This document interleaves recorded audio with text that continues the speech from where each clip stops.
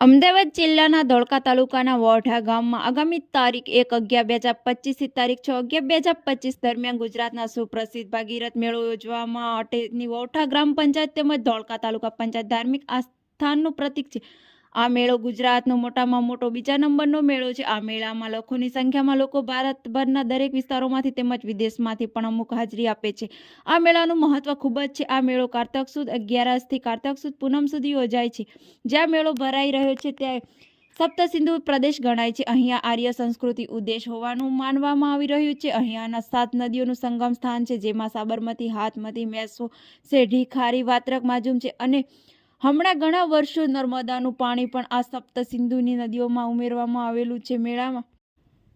મેળાની તૈયારીઓ ખૂબ જ જોરશોરથી ચાલી રહી છે, પરંતુ હવામાન ખાતા તરફથી આપવામાં આવેલી વરસાદની આગાહીના લીધે લોકોના જીવ તાળવે ચોંટેલા હોય તેવી પરિસ્થિતિ ઉત્પન્ન થઈ છે. છેલ્લા 3 દિવસમાં કમોસમી વરસાદ ખૂબ પડવાની જ્યાં મેળો ભરવાનો છે ત્યાં જ ખૂબ જ કાદવ કીચડ અને પાણી ભરાયેલા છે. મેળાની બહાર ખુલ્લા ખેતરોમાં પાર્કિંગ વ્યવસ્થા કરવામાં આવે છે અને જગ્યાએ પણ લોકો ઊભા પાકને પણ ભારે નુકસાન થવાની અને ખેતરોમાં પાણી હોવાની પાર્કિંગની સુવિધા પણ સામાન્ય તકલીફ પડે તેવી પરિસ્થિતિ ઊભી થઈ છે. આજુબાજુના ગામ લોકો માંગણી મેળો બંધ રહે તેવી છે, કારણ કે છેલ્લા 2 મહિનામાં સાબરમતી નદીમાં 2 વાર ઘોડાપૂર આવવાના કારણે ખેડૂતોની સ્થિતિ અત્યંત દયનીય છે. તેમના પાકને ભારે નુકસાન થયેલી છે. લોકો ઘરમાં પાણી ઘૂસી જવાથી તેઓના ખાવા પીવાના સામાન સાથે સમગ્ર ઘરવખરી ખરાબ થઈ જવાથી ખૂબ જ પરેશાન છે અને અત્યારે પણ કમોસમી વરસાદના કારણે તેઓના હાથમાં આવેલો કોળિયો પણ છીનવાઈ ગયો છે. ડાંગર પાકને ખૂબ જ નુકસાન થયું છે. મેળા મહત્વ એવું જ છે કે આજુબાજુના ગામડાઓમાં દૂર દૂરથી તેના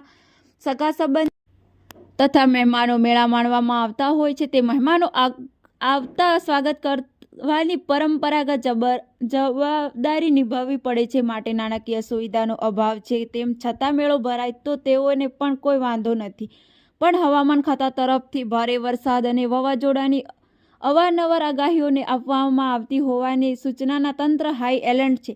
આ મેળામાં સંપૂર્ણ દેખરેખ અમદાવાદ જિલ્લા કલેક્ટર શ્રી કરી રહ્યા છે. મેળામાં મેદાનમાં કાદવ કીચડની વચ્ચે પણ મનોરંજન સાધનોવાળા સરકારની ગાઈડલાઈન પ્રમાણે કામ કરી રહ્યા છે.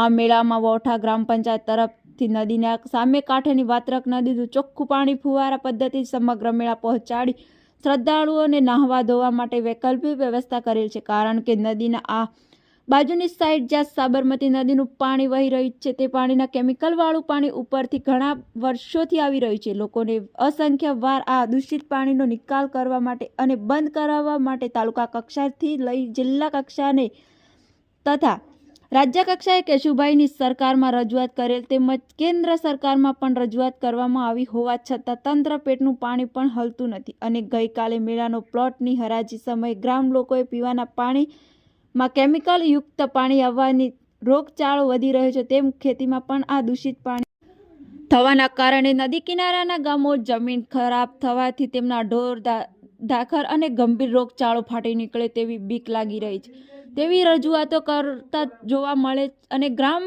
લોકો દ્વારા ખુલ્લેઆમ મીડિયા પર આક્ષેપ કરવામાં આવેલ, કેમ કે મીડિયા સાચું નથી બતાવતી. સરકાર તંત્ર આ બાબતે આંખ આડા કાન કરે છે અને પ્રજા મીડિયા પર આક્ષેપબાજી કરે છે. ખરેખર સાબરમતી નદીમાં કેમિકલ યુક્ત પાણી છોડવાના કારણે આજુબાજુના ગામડાઓ જે નદી કિનારે પર છે ત્યાં જ જમીનને ફળદ્રુપતા તેમજ પીવાના પાણીની સમસ્યાઓ એક ગંભીર પ્રશ્ન છે. આ દૂષિત પાણીના કારણે આ વિસ્તારના પ્રાણીઓથી લઈને મનુષ્યને પણ ખૂબ જ ગંભીર બીમારીઓ થઈ રહેલ છે.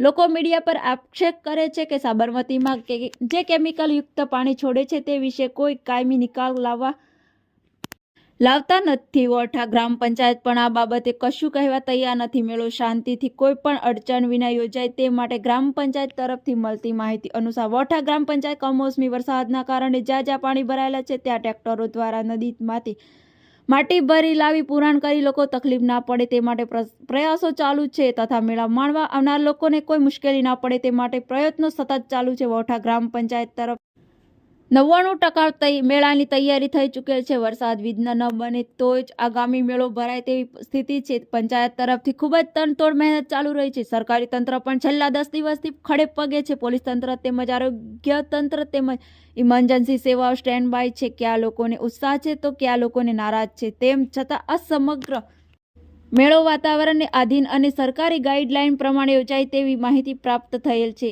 મેનેજિંગ તંત્રી મહેશ સોનાર ધોળકા.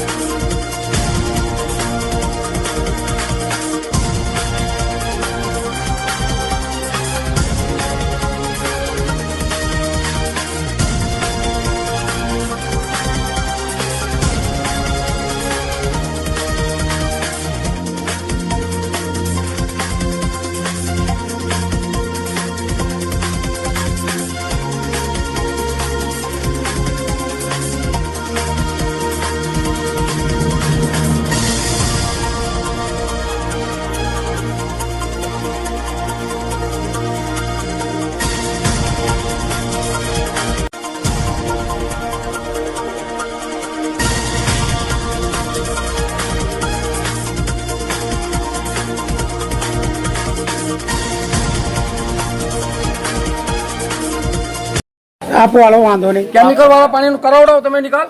તમે કહો હું તમ તારા ઉપર રજૂઆત કરીશ. ક્યાં શું રજૂઆત કરો મારે તમે? જ્યાં કરવાની હોય ત્યાં કરીશું. બધે ભ્રષ્ટાચાર ચાલે છે, બંધ કરો.